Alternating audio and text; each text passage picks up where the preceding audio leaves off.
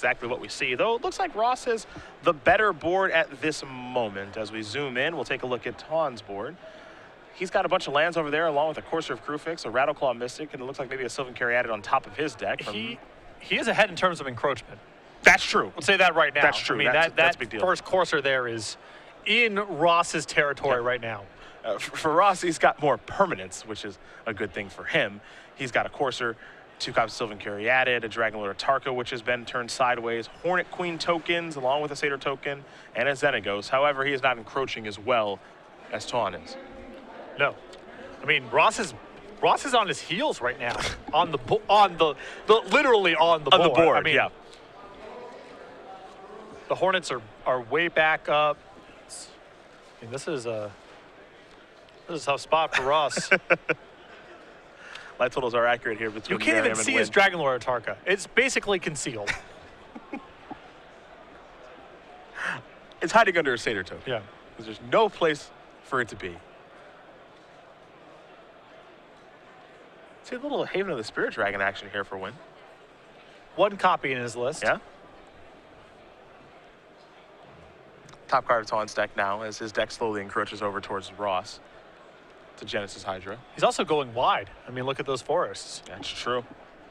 He's outside the Xenagos right now. It's not so much about who wins, it's not who can take up the most space. Right. I think. Space award. Well, yeah, there's several goals, right? There's no one right way to do it.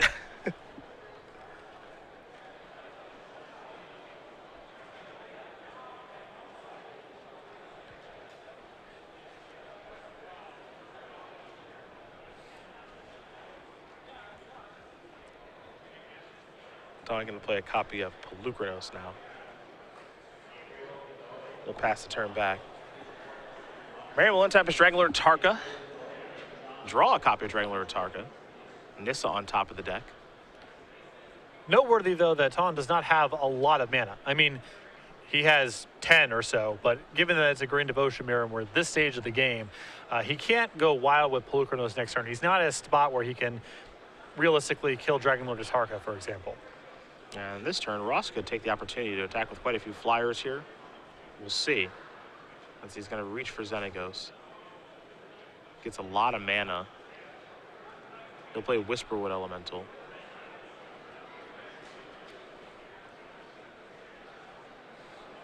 Going to reach for some flyers here.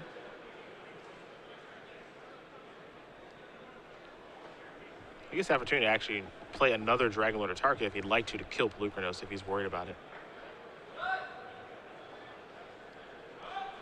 Well, he had more than enough. I suppose he wants to make the attack first regardless, but he had enough mana here where he could have done that after combat if that was his plan. He could have played both Whisperwood Elemental and Dragonlord Atarka. So by playing up front, I'm assuming that wasn't the plan. Yeah, and that's not the plan at all. The plan here is manifest Nissa, and then Temple is on top of the deck. And I think this might be a situation here, as Genesis Hydra with the draw here for Nguyen, where Ross is not really overly concerned with Pelucranos because, as you mentioned, even though it looks like Nguyen has a lot of mana, given where we are at in this game, that's not actually the case. Yeah. That's all board assessment. What is noteworthy here is Nguyen has a main deck copy of Ugin, and Ross elected not to kill any of the mana last turn. He could have played Dragonlord Atarka to kill, let's say, Rattleclaw Mystic and a Courser. This allows Tuan to go into the turn with 10 mana available, which gives him the opportunity to Genesis Hydra for Ugin. Or excuse me, for something like Hornet Queen, for example. Yeah.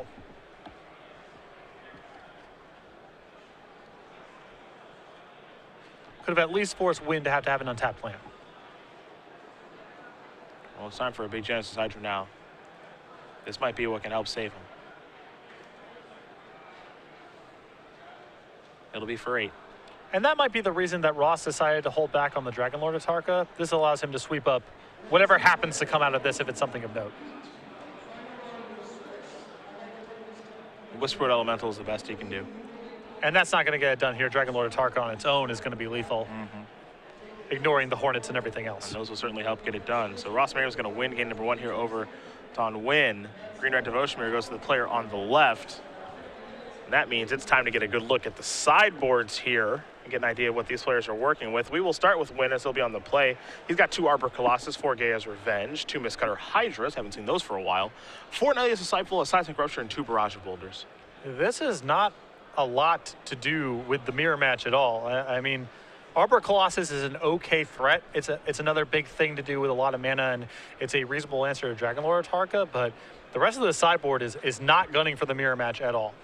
On the other side of things here from Merriam, an Arbor Colossus, 2 Gaia's Revenge, 3 Nylea's Disciple, 2 Plummets, 2 Nissa World Waker, and Ugin the Spirit Dragon, 2 Roast, and 2 Seismic Rupture. We've seen Roast coming in this matchup before. I think the Ugin comes in. We've seen Nissa do some good work. The Arbor Colossus, and Ross may bring in the Plummet here as well. I know it's a little bit narrow, but I saw Brad Nelson do it in the mirror match earlier in the tournament when he played against Ross. Dragonlord Atarka is so powerful and so hard to kill that it's worth having a narrow card in your hand sometimes, just as an insurance policy. Nice to have access to Ugin in the sideboard as the ultimate trump card. Yeah, it's interesting. Usually, most of the damage done by Dragonlord Atarka is the comes into play power, and then the body left over matters, but it's mostly about the damage done to the board. The Green Devotion mirror match feels like it's the opposite sometimes, where, yeah, you can handle 5 damage spread across your creatures because you have a lot of resources to work with, but you're vulnerable in the air, and 8 damage is a lot. So having answers to Dragonlord Atarka is nice in this matchup, even though you're still going to get hit for the 5 damage.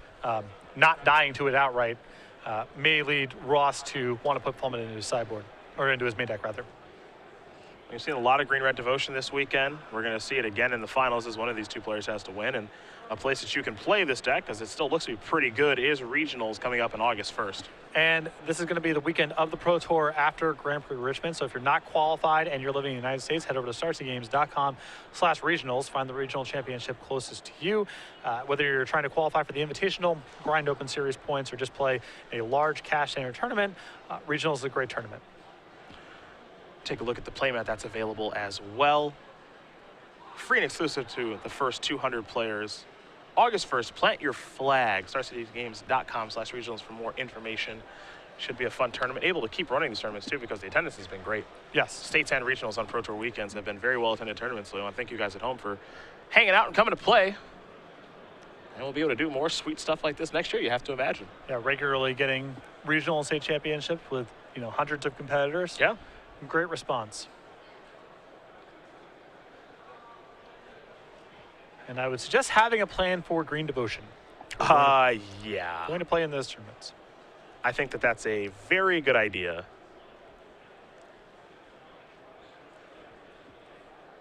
Yeah, it's interesting. Brad had written an article about Green Devotion and just saying, this is the fun police of the format right now. I know you guys are going to all try your new cards, and that's cool and everything, but at the end of the day, this is the fun police. This is the, as you said a little bit earlier, takes out the trash type of deck. And I imagine Ross and Tuan and a couple other players have done that all weekend long.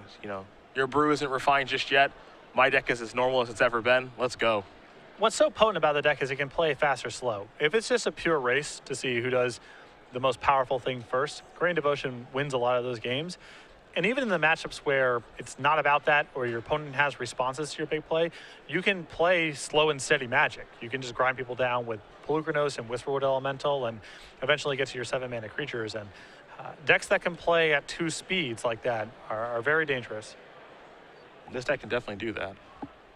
It's a really good deck, and it's unfortunate that we kind of moved away from the green-white version because that deck was pretty potent.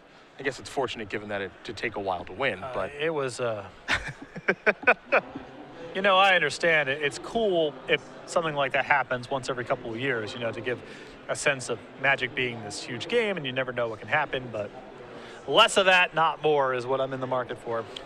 But the splash for red just showing just how powerful Dragonlord Atarka was. And I remember, that's a card I spelled on Star City Games, and it was not a card that was really beloved. It was kind of really a letdown in comparison to the other Dragonlords. I think a lot of people, especially Brian Kilgore, was expecting more from Dragonlord Atarka. Well, some of the other Dragonlords like Dromoka and Slumgar and Ojutai, it's pretty easy to just, I'll throw this into a deck and cast it.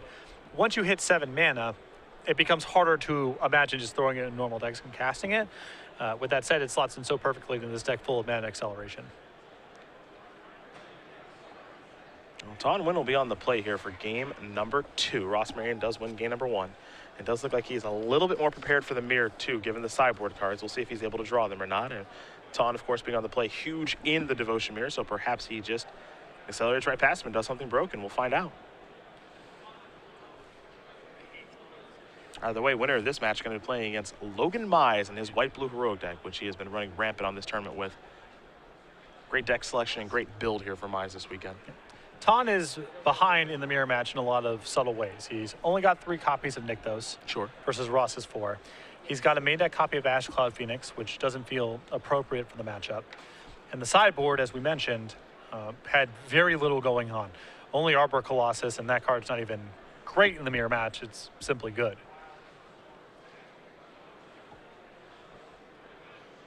Both players will take a look at their openers. And we are underway here. It's a Temple to start here for Nguyen.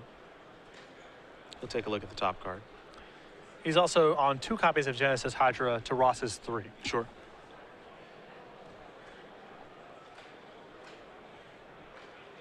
Merriam with just a forest before passing the turn back. Who's got acceleration first? It'll be Tuan. He'll play a Sylvan Caryatid. Can Merriam match that is the question. That's a Wooded Foothills. He'll sacrifice that. Will Ross go down to 19? And there's a Caryatid for him as well. So the answer is yes, he can match it. I think on the draw, you just have to mulligan any hand that doesn't have a 1 or 2 mana cost mana accelerator. I agree. Time for a Courser here for Nguyen. Top card, Nykthos. Nykthos will enter the battlefield.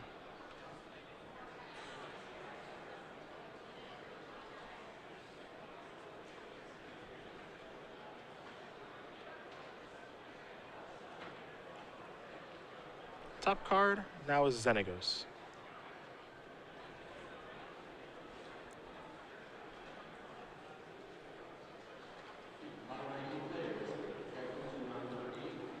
Heading back Merriam's way for turn number 3.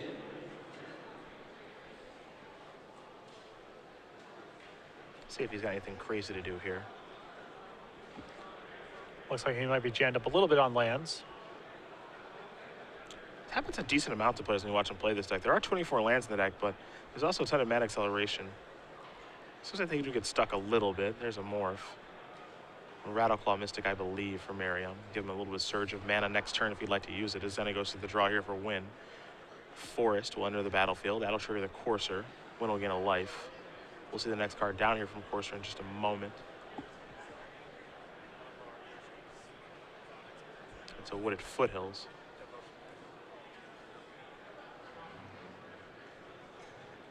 Once again, it might be time for Xenagos. It is.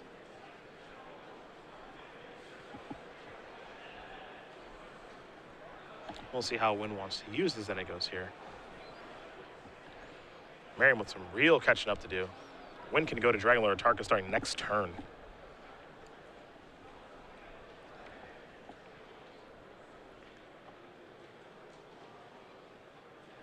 There's Rattleclaw Mystic. And when someone's missing land drops and leaning on mana creatures to be able to play back, a fast Dragon Lord Tarka, a fast Pelucranos, those are often just lights out.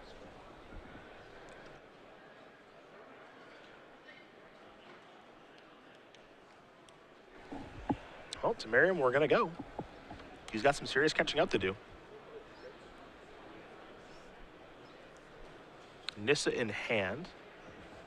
The Morph of Rattleclaw Mystic. That'll give him a nice surge in mana. That's a land. Let's start off with a Temple of Abandon. We'll see where the Scry goes here in just a moment.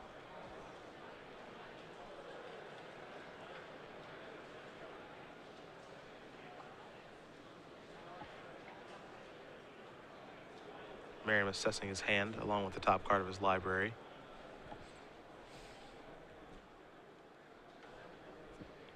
Pretty difficult situation here for him. He's got to get this right if there's any even catching up here. Yeah, I think Tuan's hand is probably so good here that it makes the decision for not. Merriam can't get a good look at his hand, but we sure can. We see Pelucranos. We see Dragon Lord Tarka. Merriam going to play another Morph and a Sylvan Caryatid. Pass the turn back. It's all a setup turn. But Tuan's already set up. Not only is he set up, but he's got a payoff as well. Yeah.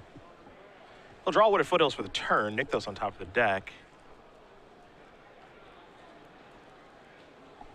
He can have some real fun here. We'll see. Never like to see the Green Devotion player counting. Oh, you don't like the pointing and the counting? Yeah, that's usually a, so 1 over there and 2 over there. And How dead am I? I'm probably pretty dead.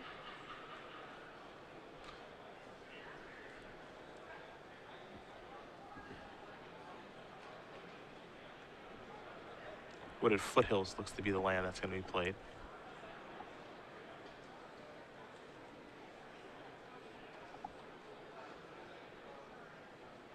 So Tuan will sacrifice that. He'll lose 1, then gain 1 back. A basic forest. Gain a bunch of life. A bunch being 1. mm-hmm.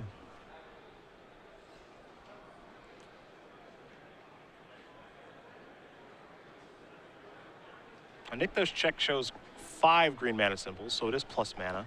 2 from the Courser, 1 from the Rattleclaw, 1 from the Caryatid, and 1 from Xenagos.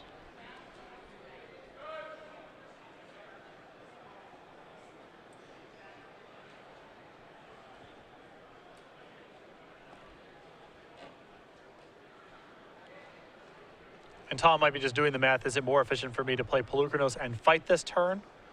Or do I just play Dragonlord of Tarka? These are nice decisions to have. There are worse spots to be in. Though for what it's worth, you have to get it right.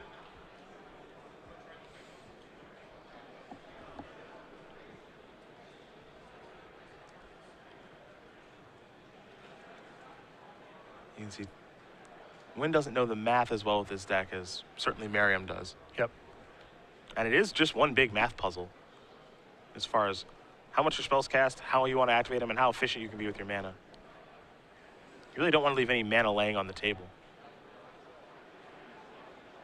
So Polukranos essentially costs 1 mana here because it's 4, but you get 3 back in the rebate, 2 of which comes through Nykthos, and 1 of which comes through Xenagos. Yep.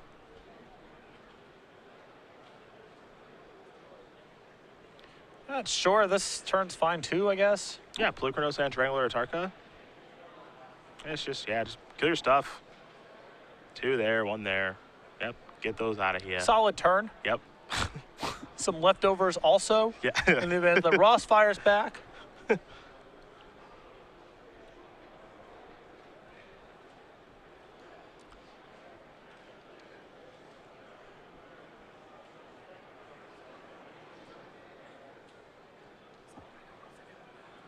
Ross will draw a card.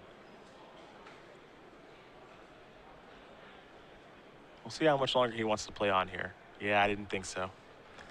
Not really too much to be done here when you're overwhelmed that badly. Yeah.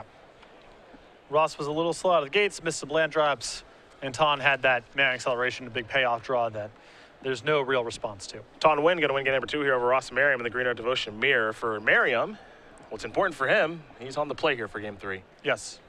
And I think that, 60 cards to 60 cards, he's got the better end of it. There's so much overlap between the 2 decks, and the most important pieces are the ones that are basically shared in number. So Tuan has access to Nykthos a little less reliably. He has, 1 less Genesis Hydra. Over the course of, hundreds of games, you would start to notice this difference, but the decks are still pretty similar at the end of it. Well, these players will shuffle up here for game number 3. And the winner of them is going to play against, again, Logan Mize, a player who did play in the Players' Championship last year, as did Ross. So if Ross is able to slide through here, it would be a fun matchup to watch. Though, again, I do think that Logan is pretty favored in that matchup. It is a lot of implications, though, for obviously the Season 3 race for the Players' Championship. A lot of points at stake for Ross and for Logan trying to get himself back in the mix for Season 4 or for an at-large bid at the end of the year. So a lot of points on the line on top of the dollars as well. Can't forget about the dollars. No. All the dollars. Someone who did win a lot of dollars recently. That's this guy right here, Alian Trazi, our Season 2 Invitational Champion. Not only does he have all the dollars and qualifying for the Players' Championship, which could be more dollars, as Brad Nelson showed, but the one thing that really money can't buy, one of these tokens. Yeah, congratulations, Ali, a well-deserved champion. You can get this token of Ali and his son, Aiden, Angel token, in a variety of ways. First of all, you get it for free when you register for any Open Series event or for any of the 5K Premier IQs, and that's the tournaments that are held Sunday here during the Opens or events that are available at your local store. And all orders from StarCgames.com, $5 or more, will come with this token. Season 3 Invitational right around the corner, which means another token will be coming down the pipeline. I'm excited to see what it's going to be. I'm thinking legendary token from Nissa. It's not a bad choice. Boom. Unclear how much play you'll get, but it'll be unique. It'll be cool. Yeah. And it'll show up a fair bit. I'm thinking that'd be a good choice. The thing is, the question is, do you want the token that's evergreen? Angel's a nice choice because even if it's not in standard at any particular time, you know, guys that say draft and treat the Angels, you're going to show up, no matter what the format is. Something like Nissa's token, very cool for 12 months or 18 months or what have you, but is Nissa going to be a modern player? And even if it is, it's going to be flipping over very often? I don't know. We don't know. I bet Nissa's somehow secretly good in, like, Jund. Yeah, it's the type of card. It's like when Reed Duke shows up with one Chandra Pyromaster for the first time. It's Yep. like, yeah, sure, whatever. All those one of sloppy 2-for-1s are all the same. It's fine. I know Reed recently said that he really likes that new 4/4 dragon that flies. You draw Scrap's Skullcrab dragon. Yeah, Avaricious Dragon Yeah, or Avaricious whatever. Dragon. Yeah, he said Avarice Dragon. It's a really good one of in Jund. Sure, whatever. You just trade 2 for 1 a bunch, and then boom, you play that as your last card. You get to draw 2 cards. And no one can kill that thing in Modern because you can't bolt it and can't abrupt decay it. Yep. We already established that. The Grand Prix we covered, we saw Thunderbreak Regent just do awesome things. Just It's like, destroy people. what is this all about? Can't kill it. Can't Kolaghan's command it. Can't decay it. Can't bolt it. Can't nothing it. Yeah. It's a thing of beauty. Both these players will lay out their opening hands. Ross and Merriam will be on the play. If Reed has one in his sideboard, sure. I'm not asking questions. It's fine. Probably right. Yeah. Ross will keep. He'll start off with a Rugged Highlands up to 21. Sometimes you just need that little life boost. I made fun of this card in Ross's deck when we were talking before the top 8. I was like, why is this not a mana confluence? He's like, I don't know. I thought there would be a lot of beatdown decks, and I seem to get burned by the Rugged Highlands coming to play tapped than the mana confluence would matter. And this is a matchup where I'm sure he would rather have mana confluence coming to play untapped. Probably. Only cost him if he had Elvish Mystic in his hand, but still. There's a Haven of the Spirit Dragon. Carry added here for a win. We'll head back Merriam's way. He'll draw a card. Can he do the broken stuff this game? That's the question.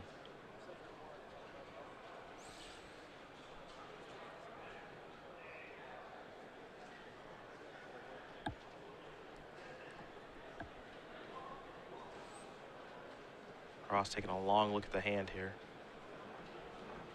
He's going to go with the basic forest. Oh, wow. Just past the turn back. That is surprising. It is. That means no Courser, no other piece of mana acceleration, no Pelucranos, no a lot of things. I suspect Courser is no longer in his deck. Okay. I think Courser and Nissa are for matchups where it's a little bit about card advantage. Usually you're kind of casting your cards on time. You're winning the game with threats like Whisperwood Elemental.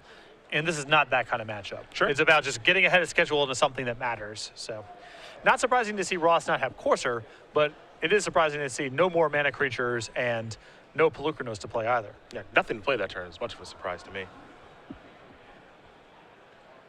Heck, I even forgot about Xenagos.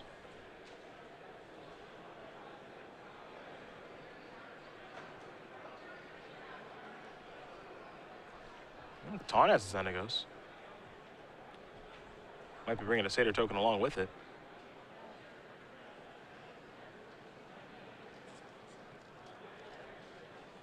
No good attacks to have here, however, because of that carry added. I disagree. You can absolutely still attack.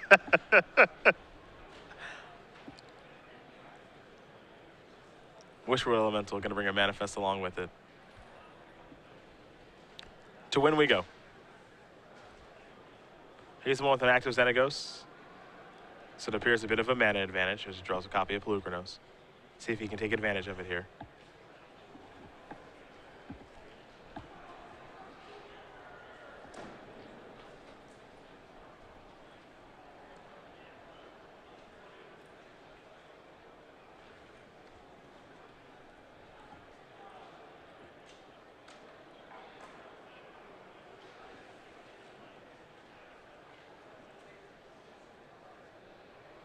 So Tuan has his own Whisperwood Elemental here, which it appears that he does.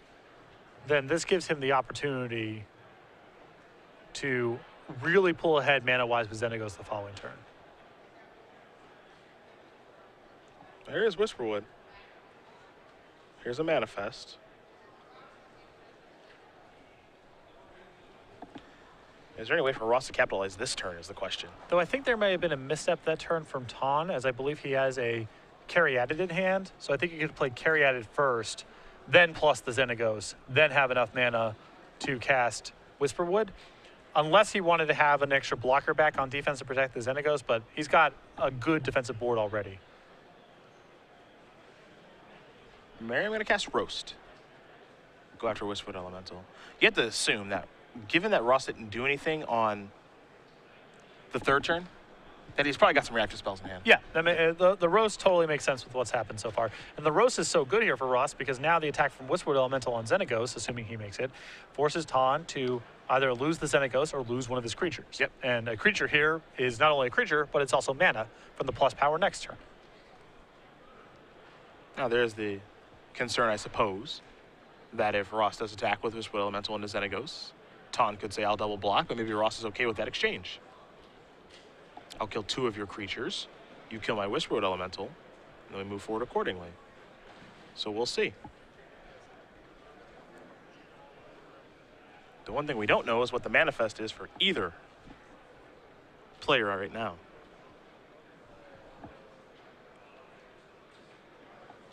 Looks like Satyr Token might jump in front. Appears that it will. Merriam will pass priority. Satyr Token will bite the dust. Does Merriam have a good follow-up? Looks like the answer is no. And it looks like he almost forgot that Whisperwood Elemental trigger, but he got it.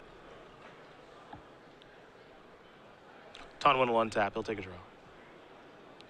Having Elvish Mystic down is pretty awesome there for Tuan as he got to unmorph it and then might have thrown off Ross's math on how much mana exactly Tuan would have available for this turn. Yep. Xenagos is going up. It's going to generate 2 mana. Here's 3. Maybe. A little unsure at this point.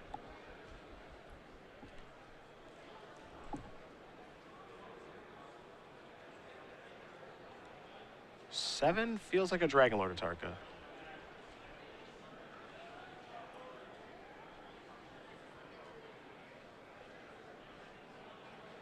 Seven is a Dragon Lord Atarka.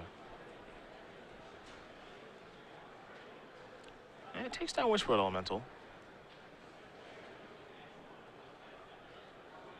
Merriam will untap, a couple of cards in hand. We know he does have access to 2 plummets in sideboard.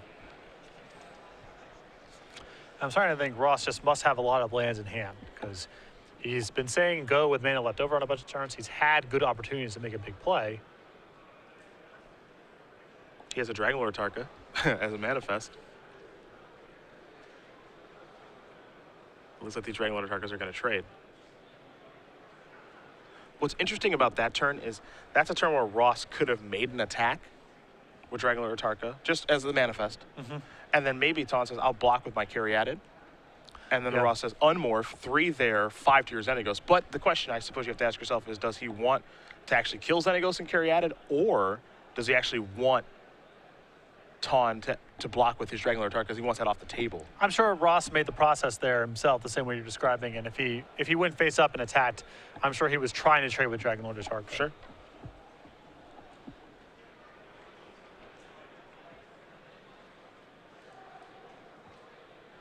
Makes me wonder, because the play you're describing is very attractive, I wonder if maybe his other manifest is a Dragon Lord Atarka. Because that would explain making it really sweet for Tuan to block that turn and leave your other manifest down. Sure. Tuan gonna do more math. And Xenagos out on the battlefield. Elvish Mystic, Sylvan Carry added a bunch of lands.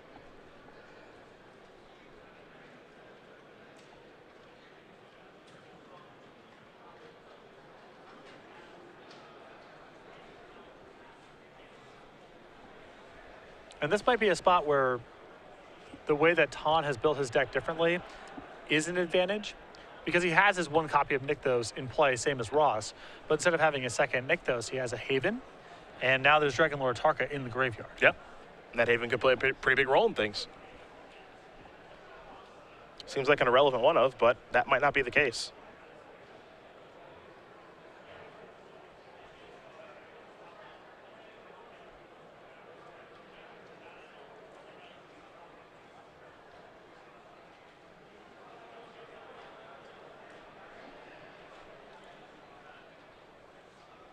Tuan really unsure of himself at this point what he wants to do. Looks like he's going to go with the Whisperwood Elemental.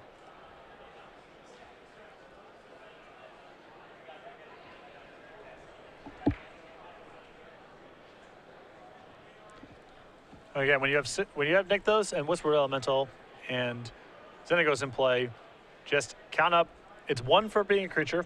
Count up the mana symbols. Subtract that from the converted mana cost. That's the actual cost for your mana that turn. So 2. Yes.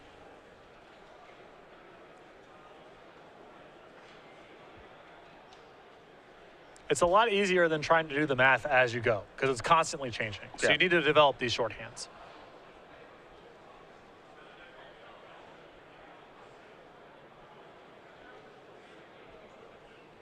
See what we have next.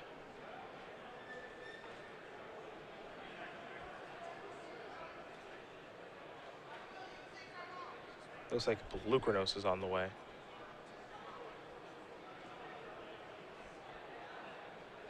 Yep. Now Haven of the Spirit is going to be sacrificed to get back Dragonlord Tarka. Manifest there from Whisperwood Elemental. And now another uphill climb here for Merriam. Yeah.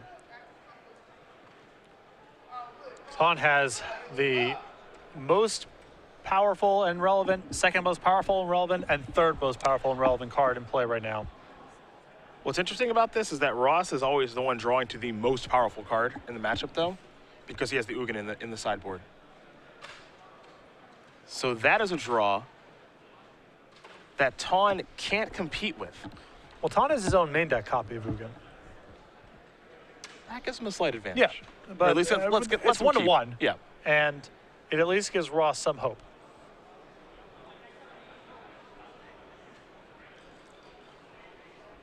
It's unclear what Merriam drew this turn, but he's certainly got some thinking to do now.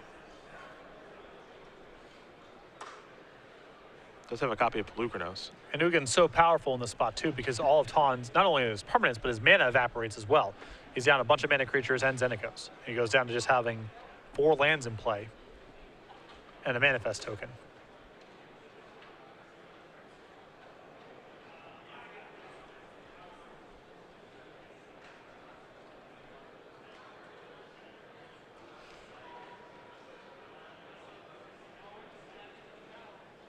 Top card going to go to the bottom.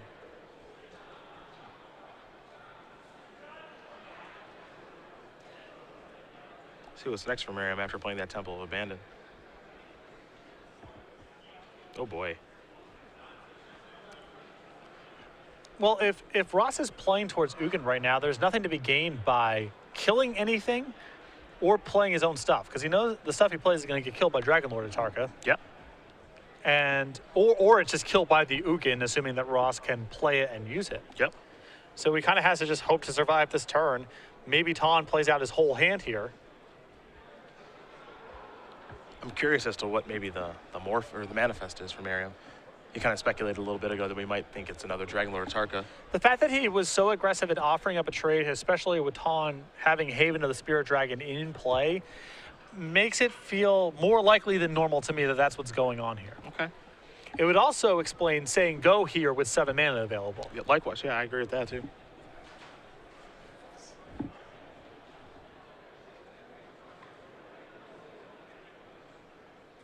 Tuan with the Radical Mystic, a Dragon Lord Tarka in hand, active Xenagos, which has 6 counters on it, so we're in ultimate range. There's a lot going on here. Xenagos is +5 mana if he wants to go that route. If he wants to go the Nykthos route, that can make a lot of mana too. There's a lot to take into account right now for Tuan Nguyen. It is very strange to see your opponent play a Temple, scry to the bottom, pass the turn with cards in hand and think, you don't have anything?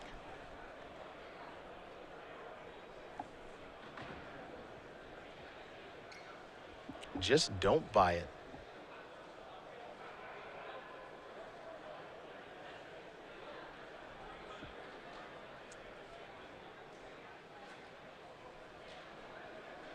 Well, here comes a ton of mana. Could be maybe a Pelucranos activation. Who knows what?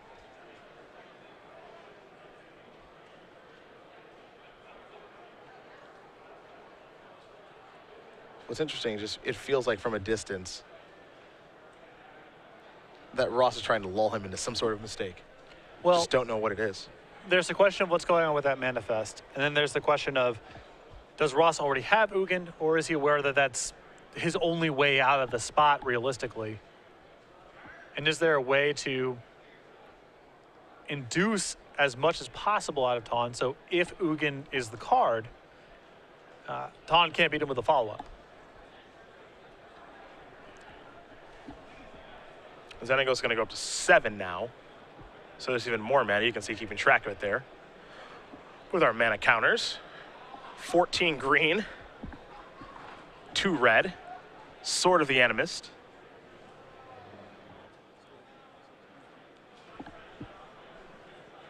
That's a new one from Magic Origins.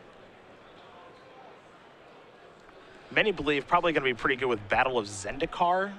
Yes, that would make sense. As most believe that the landfall mechanic is going to come back. And if that is true, well, this is very good then. It also even has Zendikar flavor text. You called it. Oh, okay, it's an Arbor Class. It's close, close. Yep. I thought that was a Dragon Lord Ojutai, or Dragon Lord Tarka, excuse me.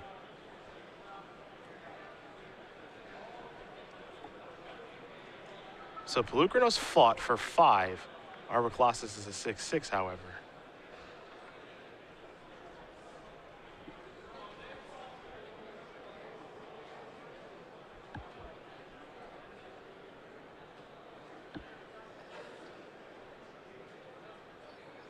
And I think we're going to get a little equip here. Now keep in mind, Arbor Colossus does have 5 damage on it. Even though Pelucranos didn't kill it, the damage is still on there. Yeah.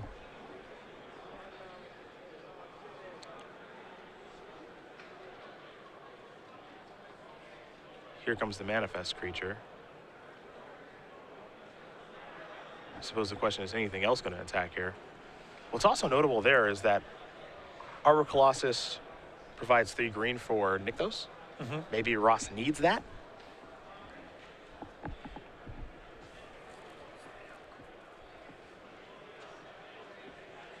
The tricky thing here is that we don't have a great look at Merriam's hand at this point.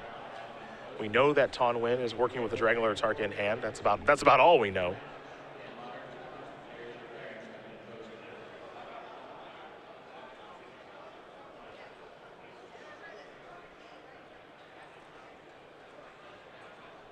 Tuan gonna make sure he searches for a land here with this sword.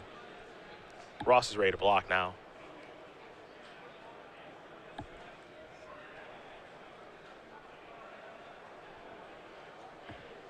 Ross was, boy, he was ready to block so fast too. It feels like we have Ugin coming, or at least trying to draw towards Ugin. Something. If he's chump blocking,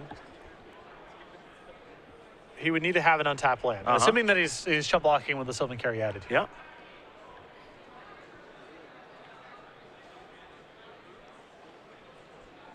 Just with how quick he's ready to block, it seems like he has Ugin. Or at least he's trying to draw towards Ugin, and that's his only out in this situation. And that's the way he feels. Because Tuan is presenting a pretty good attack here. Really large Pelucranos. manifest creature that has +1/+1 because of the sword.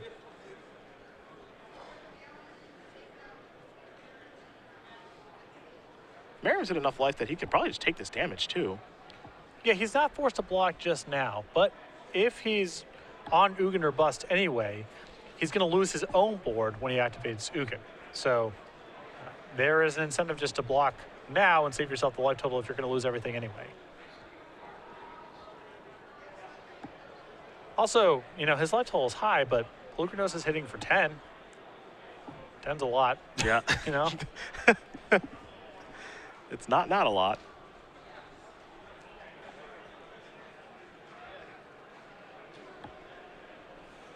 There's a manifest. Wishwood Elemental. All right. To Ross Merriam we go. He'll draw. You've clearly been setting up something. Although the problem now is, you know, even if Tuan has, or excuse me, Ross has Ugin, he's had Whisperwood for enough turns here where he's going to just have manifest tokens left over. Yeah. Here's Polukranos.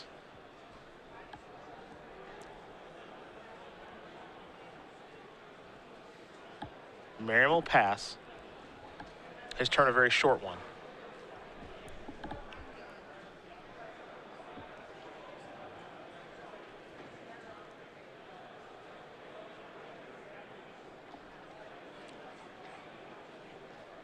We go to Tuan. He'll draw a card in Arbor Colossus.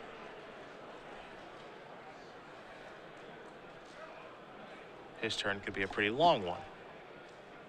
Has Whisperwood Elemental on the battlefield. Already used Polukranos, can't do that again. Unclear what that manifest is. Because then it goes to activation when generate a lot of mana, and there's actually 2 manifests out there now. One with the sword, one without. And that Dragonlord Tarka is still in the grip.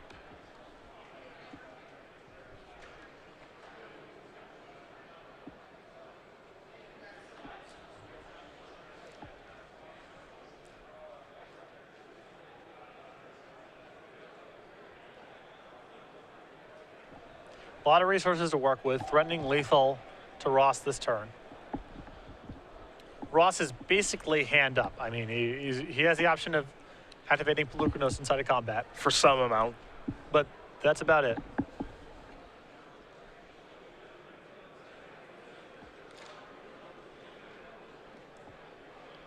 And Tuan doing the math. There's 6 devotion out there for Merriam. And part of this is, you know, Ross may not have Ugin in hand right now, probably doesn't, and may not, you know, have it, you know, anywhere near the top of his deck. But Tuan has made enough mechanical errors and so forth that Ross's plan might be just gum up the works, make it tough to do the combat math, and hope that either Tom slips up and attacks with too much stuff, or just says, I'm not attacking at all. And that can give Ross a lot of draw steps either way. Yeah, I mean, what it feels like is Ross is just, he's trying to play as best he can towards Ugin.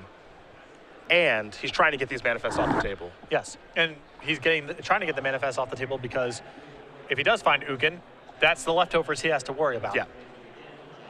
Now, the unique thing about what this sword is doing is that it's actually adding lands to the battlefield for Tuan.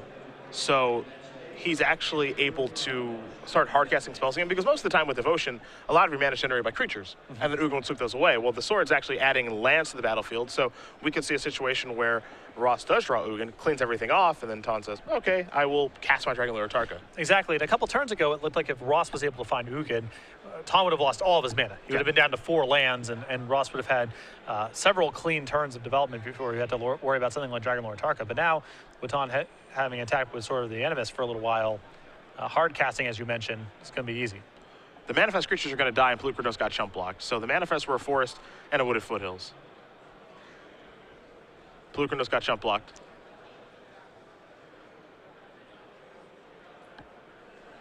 Ross does have 8 mana on the battlefield.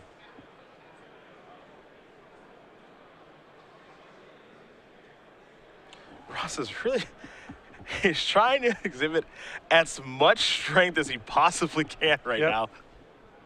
It's admirable. I don't think he has much in his hand, and he's trying to draw the perfect card, but boy, is he trying. And if I'm Tuan, I just want to find ways to get this thing over with as fast as I can. It's obviously not that easy.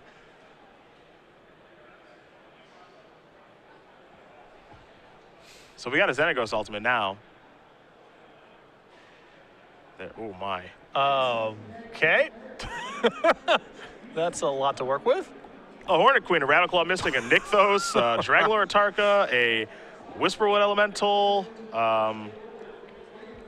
Sylvan Caryatid, and a Temple of Abandoned. Here's Ross, so nice helping, giving the opponent 4 insects. Jeez. What a giant beating that just was. Top card gonna go to the bottom from the Scry from the Temple. Dragonlord Atarka gets to trigger. That's fun. Not that powerful here. I mean, Ross can keep the Pelucranos alive probably, and Arbor Colossus has it on lockdown. Well, don't forget the Pelucranos has damage on it. Oh sure, yeah, it from the block, yeah. Beautiful. Yeah, sure, kill that thing too. Yep.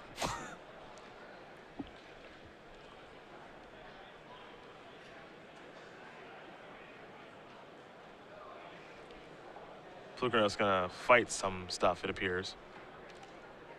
Now it's not even clear if Ugin gets him out of this now. Well, it's still a reset. Reset-ish. Tuan's got a million awesome cards left over in his hand. Yeah. It's I say reset-ish because there are 2 Wishboard Elementals in play, yeah, so 2 more manifests are going to come. Yeah, Tom was Ross rather was just sort of barely hanging on in this game to begin with, and then, 27,000 mana worth of converted mana cost creatures comes into play. Powers are probably going to bury him, but Ugin still might give him one more turn. We'll see how it goes. It's possible. It's possible.